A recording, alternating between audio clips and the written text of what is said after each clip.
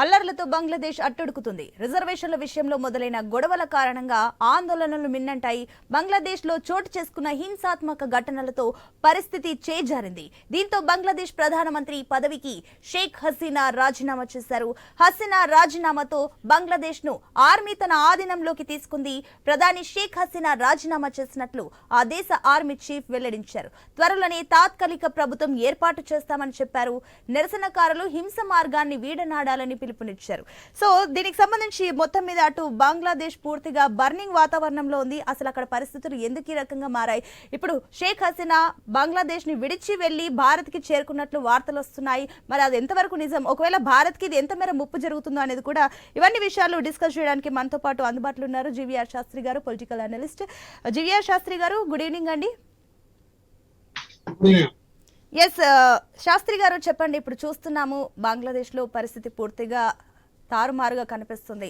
మరోపక్క హసీనా అటు ఇండియాకు వచ్చినట్లు తెలుస్తుంది. అటు ఏదైతే అగర్తాలలో ల్యాండ్ అయ్యారంటూ కూడా అంటున్నారు. సో ఆవిడకి భారత్ లో ఏదైతే ఇప్పుడు ఆశ్రయం లభిస్తుందో అది ఇండియా పైన ఎంత మేర ఎఫెక్ట్ చూపించే ఛాన్సెస్ ఉన్నాయనుకోవచ్చు? అంటే ఆవిడ రావడం అనేది ఆవిడ మరి మన అసైలం అడిగిందా, మన హెల్ప్ అడిగిందా? ఒక ప్రైమ్ మినిస్టర్ గా ఆవిడ రిజైన్ చేసి ఇక్కడికి వచ్చింది కాబట్టి ఆవిడ ప్రైమ్ మినిస్టర్ గా రిజైన్ చేసి మన ఇండియాకి రావచ్చు, రాకూడదని ఏం లేదు. ఆ వచ్చింది కాబట్టి ఆవిడకి షెల్టర్ ఇచ్చారా లేదని తెలియాలి. ఎందుకంటే దీని మీద ఏ రకంగా ఇంపాక్ట్ ఉంటుంది, అక్కడ హిందువుల మీద దాడులు జరుగుతున్నాయి అంటున్నారు. అది ఎంతవరకు కరెక్ట్, మన భారతదేశం అక్కడ మిలిటరీ వాళ్ళు ఎంతవరకు కంట్రోల్ చేయగలరా చేయలేరా? ఎందుకంటే ప్రభుత్వాలు కనుక పాలసీ విధి విధాన నిర్ణయాలు కనుక కరెక్ట్ గా చేయకపోతే ఇదే జరుగుతుంది. ప్రజలు ఒక్కసారి తిరుగుబాటు చేస్తే మిగిలేదు ఊడిదే. అది వాళ్ళకి అర్థం చేసుకోలేకపోతే. ఎందుకంటే రాజరిక వ్యవస్థలు కావు, ప్రజాస్వామ్య వ్యవస్థలు. ప్రజలకి జిమ్మదారీ, ప్రజలకి జవాబుదారీతో గవర్నమెంట్లు పరిపాలించాలి. కానీ ప్రజల్ని ఇగ్నోర్ చేసి వాళ్ళకి అక్కర్లేనిది ఆ రిజర్వేషన్ సిస్టమ్ ని ఆవిడ ముట్టుకోవడం, దాని మీద ఆర్డినెన్స్ తీసుకురావడం, బిల్లు పెట్టడం, తర్వాత కోర్టులు కొట్టేయడం, ఇవన్నీ చేసినా కూడా ప్రజల్లో ఆ ఆగ్రహం పెళ్లిపోతుంది. ఆ ప్రజల ఆగ్రహం తట్టుకోలేకపోయింది. సో అంచేత ఏంటంటే అనాలోచితంగా చేసే విధి విధాన నిర్ణయాలు it leads to any extent. Plus ఇంకోటి ఏంటంటే మొత్తం ప్రపంచం అంతా ఆర్థిక వ్యవస్థ చర్మాగీతంగా ఉంది. అన్ని చోట్ల కొనుగోలు శక్తి పడిపోయింది, ప్రజల్లో నిరుత్సాహం వచ్చేసింది. ప్రజల్లో వాళ్ళకి కొనుగోలు శక్తి ఎక్కడైతే పడిపోయిందో వాళ్ళకి వ్యయం జరగట్లేదు. వాళ్ళ దగ్గర వ్యయం చేయడానికి సరిపడే డబ్బు లేదు. అది ప్రత్యేకంగా మన పాకిస్తాన్, బంగ్లాదేశ్, శ్రీలంక, ఈవెన్ మన భారతదేశంలో కూడా చాలా రాష్ట్రాల్లో చూడొచ్చు. చాలా రాష్ట్రాల్లో ప్రజలు వాళ్ళకి అనుకున్న కొనుగోలు శక్తిని కొనుక్కోలేకపోతుంది. ఇదంతా ఆర్థిక విధానాలతో నిలబడింది, ఆర్థిక వ్యవస్థ మీద నిలబడింది. సో దీనికి పరిష్కార మార్గం ఏంటంటే ఆర్థిక వ్యవస్థ. అసలే ఇప్పుడు ఇటువంటి సిచ్యువేషన్ లో పక్కనేమో ఇరాన్ అండ్ ఇజ్రాయెల్ వార్, అది ఏంటంటే డిజాస్టర్స్ వార్. అదైతే ఇంకా మనం కూడా అందులో ఇబ్బందులు పడతాం, చాలా ఇబ్బందులకు వెళ్ళిపోతాం మనం. ఎందుకంటే మనకి సప్లై చైన్ మేనేజ్మెంట్ అస్తవ్యస్తం అయిపోతుంది. సప్లై చైన్ మేనేజ్మెంట్ అస్తవ్యస్తం అయిపోతే మనం భారతదేశంలో మనం కూడా పెట్రోల్కి 200-250 రూపాయలు ఇచ్చే పరిస్థితి వచ్చేస్తుంది.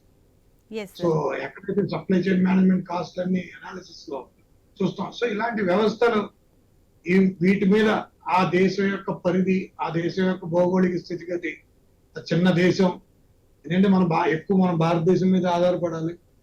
ఆ ఆధారపడే దేశానికి మనం ఏ రకంగా సహకారాలు అందిస్తాం, అక్కడ ఉన్న హిందువుల్ని ఏ రకంగా కాపాడుకుంటాం, ఏ రకంగా చేయాలి. ఈ రాత్రి చాలా క్రూషియల్, ఇవాళ రాత్రి చాలా పద్ధతి. ఎందుకంటే గవర్నమెంట్ లేదు, మిలిటరీ టేక్ ఓవర్ చేసింది, పూర్తిగా అన్ని చోట్లకి వెళ్ళలేదు, టైం పడుతుంది. ఈ పరిస్థితుల్లో అక్కడ ఏ రకమైన హింస చోటు చేసుకుంటుంది, దాన్ని ఏ రకంగా ఎవరైనా ఆపగలరా, ఈ వ్యవస్థలు ఏమైనా చేయగలవా అనేది చూసుకోవాలి. ఎందుకంటే వాళ్ళకి వ్యవస్థలు ఆ రకంగా క్రియేట్ చేసుకోలేరు. ఇప్పుడు ప్రైమ్ మినిస్టర్ అరగంటలో బయటికి వెళ్ళిపోయింది అంటే దాని అర్థం ఏంటి? ఒక prime minister, Sri Lanka prime minister అరగంటలో వెళ్ళిపోయాడు. నవాజ్ షరీఫ్ పాకిస్తాన్ లో ల్యాండ్ అవ్వకుండా బయటికి లాగేశారు. ఇవన్నీ మిలిటరీలే. సో మిలిటరీలో ప్రజాస్వామ్య వ్యవస్థని మనం ఉంటున్న ప్రజాస్వామ్యానికి పునాదులకు కూడా అర్థం తెలియని ఈ దేశాలు అసలు ప్రజాస్వామ్య వ్యవస్థలో ఉంటాయా, ఎప్పుడు ఆర్మీ వచ్చేస్తుందో తెలియదు. ఇప్పుడు అరగంట క్రితం ఆవిడ బయట మా ఏ దేశం వెళ్ళిపోయిందో వెళ్ళిపోయారు, కానీ అరగంటలో ఆర్మీ ఇచ్చేసామని చెప్పారు. అంటే ఏంటి, ఏ విషయం మీద? వీళ్ళకి అవగాహన లేక, రాజకీయ వ్యవస్థల మీద అవగాహన లేక. కొంతమంది నాయకులు వస్తూ ఉంటారు, రాజకీయ వ్యవస్థల మీద అవగాహన ఉండదు, రాజకీయ వ్యవస్థే తెలియదు. జగన్మోహన్ రెడ్డి ఒకడు, కేసీఆర్ గారు ఒకడు, వీళ్ళకి ఏంటంటే రాజకీయ వ్యవస్థల మీద అవగాహన తెలియదు. ఏదో ప్రజలు ఒప్పుకున్నారని వచ్చేసారు, వాళ్ళకి ఇంకేంటి, ఇంకే పని ఉండదు, వాళ్ళకి తెలియదు అసలు. రాజకీయ వ్యవస్థ వేరు, ప్రజాస్వామ్యంలో ఆర్థిక వ్యవస్థ, ఆర్థిక వ్యవస్థకి సంబంధించిన రాజకీయ వ్యవస్థ ఉంటారు. ఎందుకంటే ఏ రోజైతే ఆర్థిక వ్యవస్థ రాజకీయ వ్యవస్థ ముడిపెట్టిస్తారో ఆ రోజు ఆ దేశానికి సూర్యాస్తమయం అయిపోయినట్టే. శ్రీలంకలో అయిపోయింది, మనం చూసాం శ్రీలంకలో ఏం జరిగింది. పాకిస్తాన్ లో మొత్తానికి 375 రూపాయలు పెట్రోల్ అమ్ముతున్నారు, చూసాం. ఇంకా ఇప్పుడు మనం బంగ్లాదేశ్ చూసాం, ఇవాళ అది కూడా అయిపోయింది. సో దాని అర్థం ఏంటి, ఇదేంటంటే కొనుగోలు శక్తి, ప్రజల్లో కొనుగోలు శక్తి లేకపోవడం, ఉద్యోగ విషయాలు, వాళ్ళ ఆహారోత్పత్తులు, వాళ్ళ సగటు వ్యయం, వాళ్ళ యొక్క foreign exchange import and export మీద వచ్చే ఆదాయం ఇవన్నీ తగ్గిపోవడం, అప్పులు విపరీతంగా పెరిగిపోవడం, అప్పులు లేనిపోని అప్పులు అన్ని చేసేయడం. జీవీఆర్ శాస్త్రి గారు, మీరు చెప్పిన అంశాలన్నీ కూడా ఎగ్జాక్ట్లీ కరెక్ట్. బట్ ఇక్కడ చూసుకున్నట్లయితే ఏదైతే హసీనా ఆవిడ ఏదైతే ఉన్న పర్లంగా అక్కడ హింస ఘటన జరుగుతుందో అందరూ కూడా ఎవరైనా గెస్ట్ చేశారు, ఫారిన్ కంట్రీస్ కి వెళ్తారు, లేదంటే ఇలాంటి సంఘటనలు జరిగితే లండన్ వెళ్తారు, అది ఇదని అనుకుంటారు. కానీ ఇక్కడ అనుకోకుండా షేక్ హసీనా ఆవిడ భారత్ కి వచ్చినట్లు తెలుస్తుంది. అంటే మరోపక్క చూసుకున్నట్లయితే భారత్ తో ఆవిడకు సత్సంబంధాలు ఉన్నాయి, అవన్నీ కూడా చాలా చక్కగా మోడీతో కూడా ఇవన్నీ కూడా సత్సంబంధాలు కనిపిస్తున్నాయి. ఇప్పుడిప్పుడే మన భారత్ డెవలప్ అవుతుంది. అక్కడ ఘటనలు చూస్తే శ్రీలంకలో అలా మీరు చెప్పినట్లుగా శ్రీలంకలో అలాగే అయింది, పాకిస్తాన్ లో కూడా అలాగే అయింది. కానీ షేక్ హసీనా భారత్ కి రావడం వల్ల ఇది భారత్ కి ఎంత మేర ముప్పు ఉండే ఛాన్సెస్ ఉన్నాయి. మరోపక్క ఇదంతా జరగడానికి బంగ్లాలో జరిగే సంఘటనల వెనుక భారత్ వ్యతిరేకులు కూడా ఉండే ఛాన్సెస్ ఉన్నాయనుకోవచ్చా? భారత వ్యతిరేకులు 100% ఉంటారు, ఇందులో డౌటే లేదు. వాళ్ళ ఆ ముస్లిం సంబంధించిన ఆర్గనైజేషన్ అన్ని, వాళ్ళ ముస్లిం కంట్రీ కాబట్టి వాళ్ళకి ముస్లిం సంబంధించిన ఆర్గనైజేషన్ ఉంటాయి. దేవాలయాలన్నీ అటాక్ చేస్తున్నారని తెలుస్తుంది. నేను ఢిల్లీలోనే ఉంటాను, నాకు అది కూడా ఇన్ఫర్మేషన్ వచ్చింది, ఆ దేవాలయాలన్నింటినీ అటాక్ చేస్తున్నారని. సో అవన్నిటిని ఏ రకంగా, ఎందుకంటే మనం భారతదేశం కూడా రియాక్ట్ అవుతుంది.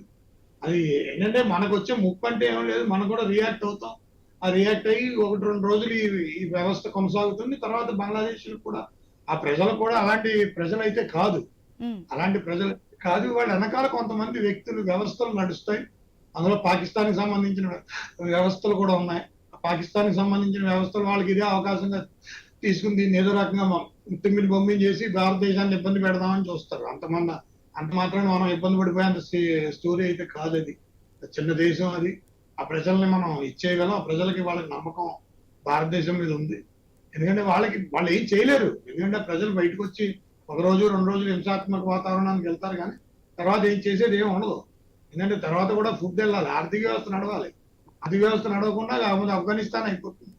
ఆర్థిక వ్యవస్థ ఈ రోజు ఆఫ్ఘనిస్తాన్ తాలిబాన్ అయినా సరే భారతదేశం మాకు ఫుడ్ పెట్టండి, మాకు సహకరించండి, మాతో మంచిగానే మాట్లాడుతున్నారు. ఎందుకంటే ఎవరు నడిపినా ఏం నడిపినా ఆర్థిక వ్యవస్థ నడవాలి. ఆర్థిక వ్యవస్థ నడవకపోతే వాడు ఉండడు. వాడు ఎంత పెద్దోడైనా సరే, ఎంత మూర్ఖుడైనా సరే, ఎంత టెర్రరిస్ట్ అయినా సరే, చివరికి నడిపేది ఆర్థిక వ్యవస్థ.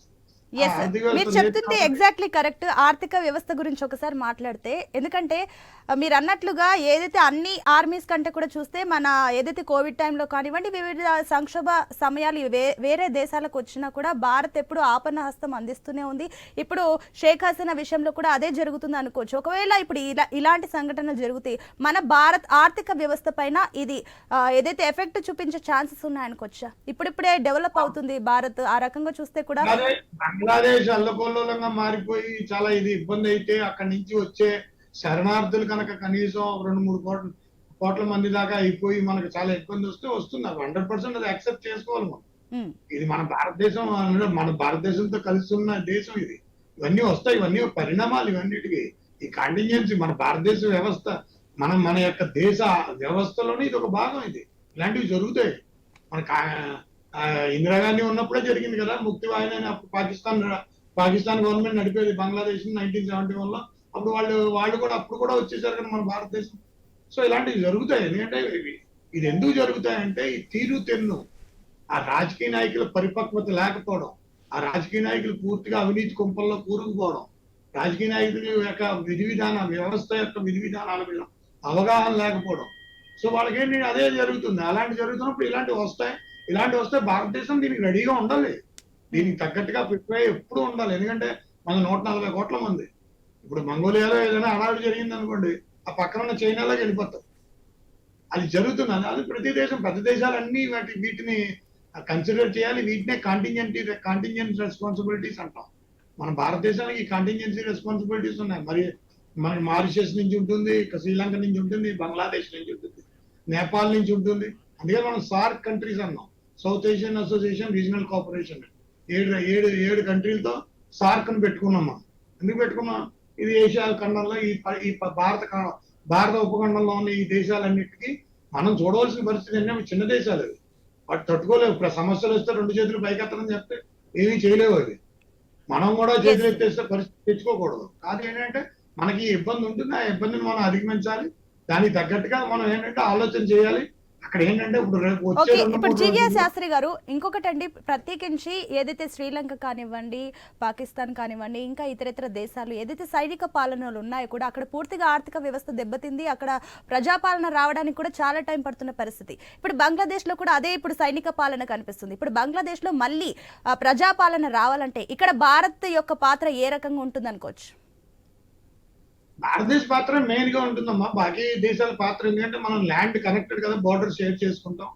మనం ఎక్కువ బార్డర్ షేర్ చేసుకుంటాం కాబట్టి భారతదేశం పాత్ర ఎక్కువ ఉంటుంది. అక్కడ హిందువులు చాలా మంది ఉన్నారు. వాళ్ళందరినీ రక్షించుకోవాల్సిన బాధ్యత ఉంది. ఇవన్నీ చేయవలసిన బాధ్యత ఉంది. అందుచేత అక్కడ బార్డర్ సెక్యూరిటీ ఫోర్స్ ని పెంచుతారు. చేసి ఆ ఆర్మీతో మాట్లాడాలి, బంగ్లాదేశీ రైఫిల్స్ తో మాట్లాడాల్సి ఉంటుంది. వాళ్ళు ఏ విధి విధాన నిర్ణయాలతో వెళ్తాం అనుకుంటున్నారు, వాళ్ళ స్టోరీ ఏంటి, వాళ్ళ వెనకాల ఏంటి, వాళ్ళ ఎదరేంటి, ఇవన్నీ మనం ఈ ఖుఫియా ఏజెన్సీలు అన్ని మనం పనిచేయాలి. ఇదేంటంటే నేను కూడా ఇవాళ రేపట్లో prime minister Modi emergency cabinet meeting పెడతారు. పెట్టే కేబినెట్ లో ఇవన్నీ డిస్కస్ చేస్తారు. ఏ రకంగా దాని మీద ఒక దిశానిర్దేశం చేయాలి అనేది prime minister emergency cabinet meeting. ఎందుకంటే ఫారెన్ సెక్రటరీ, ఫారెన్ మినిస్టర్ దాని మీద రిపోర్ట్ తయారు చేసి ప్రైమ్ మినిస్టర్కి అందిస్తారు. ప్రైమ్ మినిస్టర్ దాని మీద ఇచ్చేసి ఆ కేబినెట్ మీటింగ్ పెట్టి దాని మీద ఒక ప్రతిస్పందన అయితే చేస్తారు. ఎస్, ఇప్పుడు జీవీఆర్ శాస్త్రి గారు ఫైనల్ గా చూసుకున్నట్లయితే అప్పుడు షేక్ హసీనా వెళ్తూ కూడా ఒక కీలకమైన కామెంట్స్ చేసి వెళ్లారు. ఇలాంటి హింస ఘటనలకు పాల్పడుతున్న వారు విద్యార్థులు కాదు, ఉగ్రవాదులు, అలాంటి వారిని అణిచివేయాలంటూ కూడా చెప్తున్నారు. దీన్ని ఏ రకంగా చూడొచ్చు? అదే చెప్తానమ్మా, అక్కడ ఉన్న పొలిటికల్ వ్యవస్థల్లో కొంతమంది స్టూడెంట్ల రూపంలో స్టూడెంట్లను రెచ్చగొట్టి ఇప్పుడు వాళ్ళ రిజర్వేషన్ వరకు అయితే రిజర్వేషన్ అయితే హైకోర్టు కొట్టేసింది, అది పనిచేయదని చెప్పింది, అది గవర్నమెంట్ లేదని చెప్పింది. తద్వారా అంతటితో ఆగిపోవాలి. మరి ఆగకుండా ఎదరికి ఇంకా వెళ్ళింది, అస్థిరత్వం దాకా తెలిసిపోయింది. గవర్నమెంట్ పడిపోయే పరిస్థితికి వచ్చిందంటే అస్థిరత ఇది. ఆ అస్థిరత ఎవరు తీసుకొచ్చారు, ఎందుకు తీసుకొచ్చారు, ఏ ఉద్దేశంతో తీసుకొచ్చారనేది వచ్చే రోజుల్లో కనబడిపోతుంది. అది స్పష్టంగా కనబడిపోతుంది. అది మిలిటరీకి ఇప్పుడు అక్కడ ఉన్న మిలిటరీ ఏ రకంగా యాక్ట్ అవుతుంది, ఆ మిలిటరీ ఏ ఆలోచనతో ఎదరికెళ్దాం అనుకుంటుంది, ఏమైనా తాత్కాలిక గవర్నమెంట్ ఇన్స్టాల్ చేయాలనుకుంటుందా, లేకపోతే తాత్కాలిక గవర్నమెంట్ లేకుండా పూర్తిగా మార్షల్ లా విధించేసి వెళ్ళిపోవాలనుకుంటుందా వాళ్ళ రాజ్యాంగం. వాళ్ళకి ఏంటంటే బంగ్లాదేశ్ వాళ్ళకి అలవాటు ఇది. జనరల్ అర్షాద్ అని ఒక ఆయన ఉండేవాడు. ఆయన దీని మీద ఇదే గవర్నమెంట్ నడుపుతూ ఉండేవాడు పొద్దుగూకులో. ఎందుకంటే ఆయన మిలిటరీ గవర్నమెంటే వాళ్ళకి ఇష్టం. అది జనరల్ అర్షాద్ అని ఒకడు ఉండేవాడు, ఆయన నడిపేవాడు. సో వాళ్ళకి అదే ఇష్టం. సో వాళ్ళకి ఆ పరిస్థితి అటువంటిది. ఇప్పుడు పాకిస్తాన్, బంగ్లాదేశ్ వాళ్ళకి ఏంటంటే వాళ్ళకి డెమోక్రసీ మీద వాళ్ళకి ఆ ప్రిన్సిపల్స్ అలవాటు చేసుకోలేకపోయారు. వాళ్ళకి డెమోక్రటిక్ ఇన్స్టిట్యూషన్స్ డెవలప్ చేసుకోలేకపోయారు. సో దానివల్ల ఏంటంటే పాకిస్తాన్ వాళ్ళు 5 ఏళ్ళు ఎవరు పరిపాలించలేరు. ఎందుకంటే వాళ్ళకి అది తెలియదు. రైట్ అండి, థ్యాంక్ యూ సో మచ్ అండి జీవీఆర్ శాస్త్రి గారు for your valuable time. So మొత్తమే చూసుకున్నట్లయితే అటు బంగ్లాదేశ్లో పరిస్థితి పూర్తిగా అతలాకుతలం అవుతుంది. అటు విద్యార్థులు ఎవరు కూడా వినట్లేదు రిజర్వేషన్ అంశంలో. అయితే మరోపక్క చూసుకున్నట్లయితే అటు భారత్ ఆశ్రయం కల్పించడం జరిగింది. ముందు రోజుల్లో ఏం జరగబోతుంది అనేది మాత్రం వేచి చూడాల్సింది. బంగ్లాదేశ్లో ప్రస్తుతం అయితే సైనిక పాలన కొనసాగుతుంది. మరి ఏంటో కూడా వేచి చూడాల్సింది. అప్డేట్స్ కొనసాగుతాయి. చూస్తూనే ఉండండి ఐ న్యూస్. మీతోనే మీ వెంటే.